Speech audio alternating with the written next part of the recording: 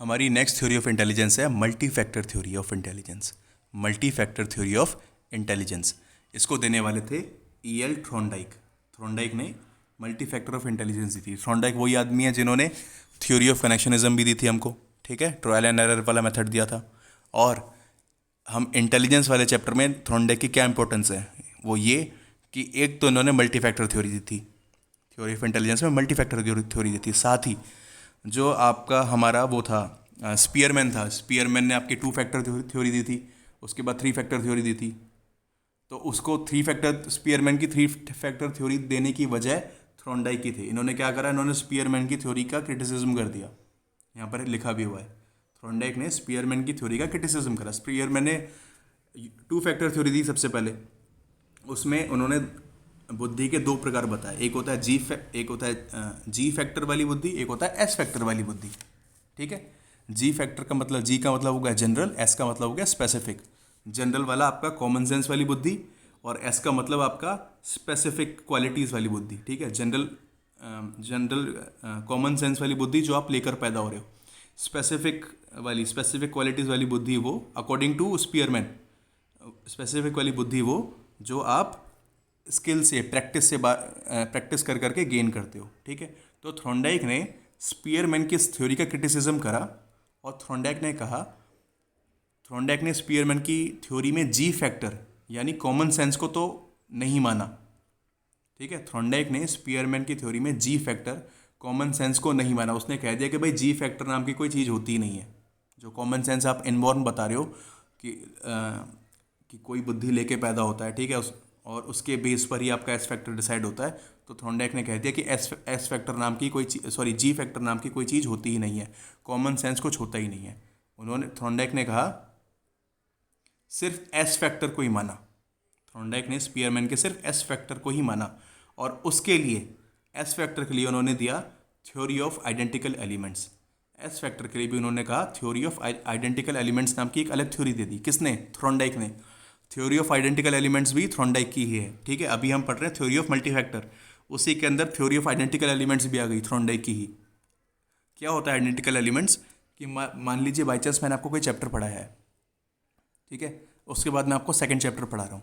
मगर जब मैं आपको सेकंड चैप्टर पढ़ा रहा हूँ तो आपको रियलाइज़ होता है कि जो न्यू चैप्टर है कि इसके अंदर बहुत सारी बातें, बहुत सारे फिनोमेना, बहुत सारी वर्ड्स, ठीक है, और बहुत सारे प्रिंसिपल्स वही चले आ रहे हैं जो आपने इससे प्रीवियस चैप्टर में पढ़े थे, ठीक है। जो मैंने आपको इससे प्रीवियस चैप्टर में पढ़ाए थे, वो वाली सिमिलरिटीज़ कुछ आपको इसके अंदर भी दिखाई दे रही है, वो वाली कुछ आइडेंटिकल आपको न्यू चैप्टर के अंदर भी मिल रहा है, ठीक है। तो जो बात आपने पहले पढ़ी थी उससे मिलती जुलती बातें आपको अगर नए चैप्टर में भी पढ़ाई जाए तो आपको उस चैप्टर को सीखना, उस नए चैप्टर को सीखना आसान होगा, ठीक है। बजाय इसके कि मैं आपको एक चैप्टर जो मैंने आपको पढ़ाया उससे मिलता जुलता जो नेक्स्ट चैप्टर आपको पढ़ा रहा हूँ उसके सर पैर से भी ना मिलता जुलता हो वो, ठीक है, दूर दूर तक उसका कोई लेना देना ना हो उससे, तो उस वाले चैप्टर को आपको सीखने में आपको थोड़ी दिक्कत आएगी compare to a chapter which has similar elements related to previous chapter. इसको आप ऐसे समझ सकते हैं कि मान लीजिए आपने पंजाबी खाना बनाना सीख लिया, ठीक है, तो पंजाबी खाने में प्याज का किस तरह से इस्तेमाल होता है और नमक का, मसालों का किस तरह से इस्तेमाल होता है, आपने वो बनाना सीख लिया, ठीक है। इसके बाद आप राजस्थानी खाना बनाना सीख रहे हैं, ठीक है।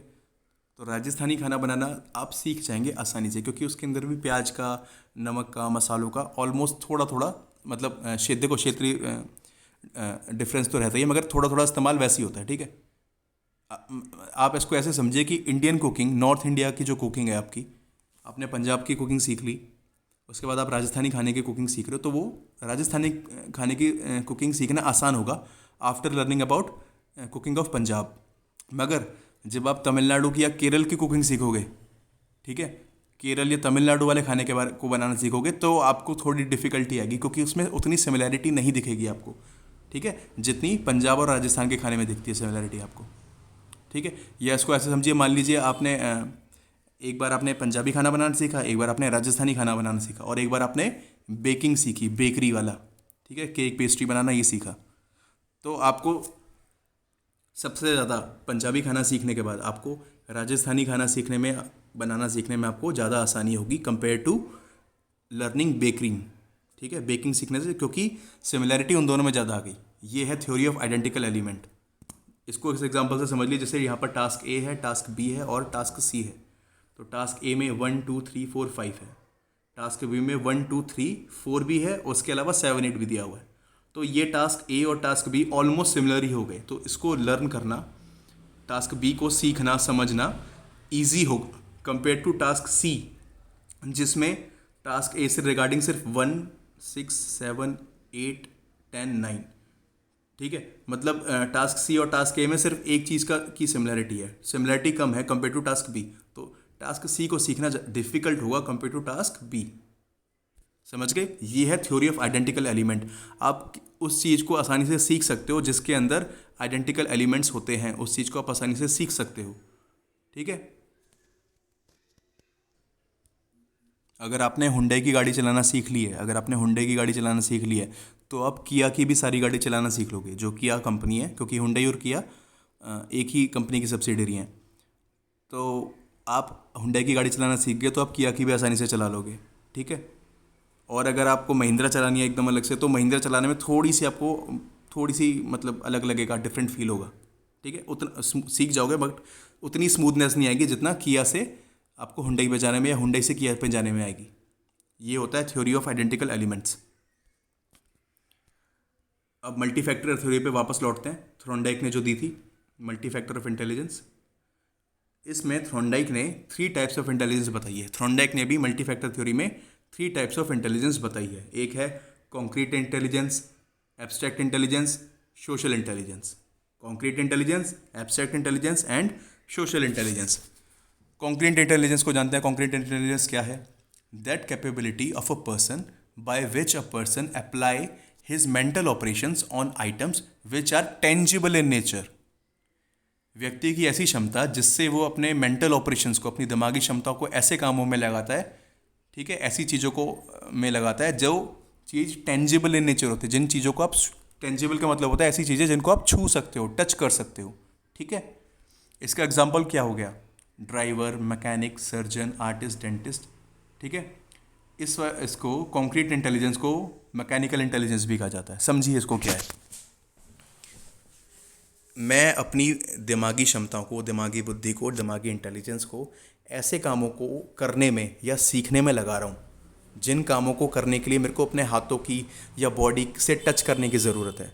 मैं गाड़ी चलाना सीख रहा हूँ, मैं गाड़ी चला रहा हूँ, मैं एक ड्राइवर हूँ, तो मेरे को अपने हाथों को स्टीयरिंग व्हील पे रखना है, ब्रेक को क्लच पे और ब्रेक पे रखना है, ठीक है। अपनी बॉडी का, अपने हाथों का यूज़ कर रहा हूँ। मैं कोई सर्जन हूँ तो मैं ब्लेड का यूज़ करूँगा अपने हाथों से, सुई धागे का इस्तेमाल करूँगा। आर्टिस्ट हूँ, मैं पेंट ब्रश का या छेनी हथौड़े का इस्तेमाल करूँगा कि नहीं करूँगा, ठीक है। तो ये कैपेबिलिटी है of a person by which a person applies his mental operations on items which are tangible in nature. मैं अपने मेंटल ऑपरेशंस का इस्तेमाल कर रहा हूँ किन आइटम्स को ऑपरेट करने में, किन आइटम्स के लिए? जो आइटम्स है टेंजिबल, जिन आइटम्स को मैं छू सकता हूँ, ठीक है। तो इस तरह के इस इंटेलिजेंस को, कॉन्क्रीट इंटेलिजेंस को, नाम से लग रहा है कॉन्क्रीट, कॉन्क्रीट का मतलब जो आप छू सकते हो, देख सकते हो, इसको कहते हैं मैकेनिकल इंटेलिजेंस। इसको मैकेनिकल इंटेलिजेंस भी कहा जाता है कॉन्क्रीट इंटेलिजेंस को। नेक्स्ट है आपका abstract intelligence. Abstract intelligence, abstract intelligence में that capability of a person by which a person applies his mental operations on ideas which are intangible in nature. That capability of a person by which a person apply his mental operations on ideas which are intangible in nature। अब देखो abstract का एकदम उल्टा है, ठीक है। Sorry, concrete intelligence का एकदम उल्टा क्या हो गया? Abstract intelligence. एब्स्ट्रैक्ट के अंदर क्या था? आप उन मेंटल ऑपरेशंस को उन चीज़ों में लगाते थे जो टेंजिबल इन नेचर थी। एब्स्ट्रैक्ट के अंदर क्या है? आप मेंटल ऑपरेशंस को, अपनी दिमागी क्षमता को, बुद्धि को, एनर्जी को उस चीज़ें में लगाते हो जो चीज़ें हैं इनटेंजिबल इन नेचर, जो चीज़ें आप छू नहीं सकते, देख नहीं सकते, ठीक है। अपनी मानसिक क्षमता को और मानसिक बुद्धि को और इंटेलिजेंस को उन चीज़ों में लगा रहे हो जिन चीज़ों को आप छू या देख नहीं सकते हो, इनटेंजिबल हैं वो चीज़ें। क्या होती हैं वो चीज़ें? जैसे साइकोलॉजी है, ठीक है, साइकोलॉजिस्ट है, वो साइकोलॉजी के ऊपर स्टडी करता है। तो साइकोलॉजी देखी है किसी ने? किसी ने साइकोलॉजी देखी है आज तक? नहीं। साइकोलॉजी इज़ अ टर्म, ठीक है। तो ये इंटेंजिबल हो गई। पोएट है, पोएट कविता लिखता है, कविता लिखता है अपने भावनाओं से लिखता है, भावनाओं से सोचता है, समझता है, उसे लिखता है या गाता है, तो पोएम इंटेंजिबल है तो पोएट इसके अंदर आ गया। साइंटिस्ट हो गए, साइंटिस्ट रिसर्च करते हैं, कोई ना कोई थ्योरी propound करते हैं, ठीक है। जैसे आइंस्टाइन की थ्योरी ऑफ रिलेटिविटी है, ठीक है, और आइंस्टाइन की थ्योरी ऑफ ग्रेविटेशनल वेव्स भी थी। तो क्या आज तक आइंस्टाइन को मरे हुए 70 साल के आसपास हो गए, मगर क्या आज तक किसी ने थ्योरी ऑफ किसी ने ग्रेविटेशनल वेव देखी थी? 2019-20 में पहली बार साइंटिस्ट, दुनिया के साइंटिस्ट को पहली बार पता चला कि सच में ग्रेविटेशनल वेव्स होती हैं। ग्रेविटेशनल वेव्स नाम की कोई चीज़ है। और आइंस्टाइन जब मर गया तब ठीक है, आइंस्टाइन मर गया, उस टाइम तक किसी ने देखा सुना भी नहीं था ग्रेविटेशनल वेव्स के बारे में, बस उसकी थ्योरी थी एक। तो उसने बिना देखे सुने इसके बारे में कैसे बता दिया? आइंस्टाइन ने क्यों बता दिया? क्योंकि उसने अपनी एब्स्ट्रैक्ट इंटेलिजेंस का यूज़ करा, ठीक है। उसने अपने मेंटल ऑपरेशंस को, अपने आइडियाज़ को, अपनी इंटेलिजेंस को उन कामों में लगाया which are intangible in nature, ठीक है। Same is with software engineer. Software engineer comes in abstract intelligence. Software engineer computer पर बैठ कर ज़रूर काम करता है, मगर जो वो सॉफ्टवेयर राइट करता है, जो वो लिखता है, they are abstract in nature, okay. Next है आपका सोशल इंटेलिजेंस, ठीक है। 3 टाइप्स ऑफ इंटेलिजेंस बताई थी थ्रोनडाइक ने मल्टी फैक्टर थ्योरी के अंदर। उसमें आ गया लास्ट आपका सोशल इंटेलिजेंस। सोशल इंटेलिजेंस मतलब ऐसी इंटेलिजेंस जिसका यूज़ आप लोगों से, समाज से, भीड़ से इंटरेक्ट करने में लगाते हो, ठीक है। आप अपने दोस्तों से किस तरह से बातचीत व्यवहार करते हो, अपने स्कूल के बच्चों के साथ किस तरह से बातचीत व्यवहार करते हो, दोस्तों के साथ कैसे करते हो, रिश्तेदारों के साथ कैसे करते हो, ठीक है। रास्ते में मिलने वाले अनजान लोगों के साथ, दुकानदार के साथ किस तरह आप व्यवहार करते हो, बातचीत करते हो, वो सारी इंटेलिजेंस सोशल इंटेलिजेंस के अंदर आ जाती है। इसके मोस्ट प्रोमिनेंट एग्जांपल क्या हो गए कि पॉलिटिकल लीडर्स हो गए, आपके पॉलिटिशियंस हो गए, ठीक है। ये इन सब की सोशल इंटेलिजेंस बहुत ज़्यादा होती है। जब तो इन लोगों को वही एक पॉलिटिशियन की, एक पॉलिटिकल लीडर की पावर क्या है? भाषण देना। जैसे हमारे मोदी जी हैं, तो मोदी जी के अंदर सबसे ज़्यादा कौन सी इंटेलिजेंस है? सोशल इंटेलिजेंस है उनके अंदर, ठीक है।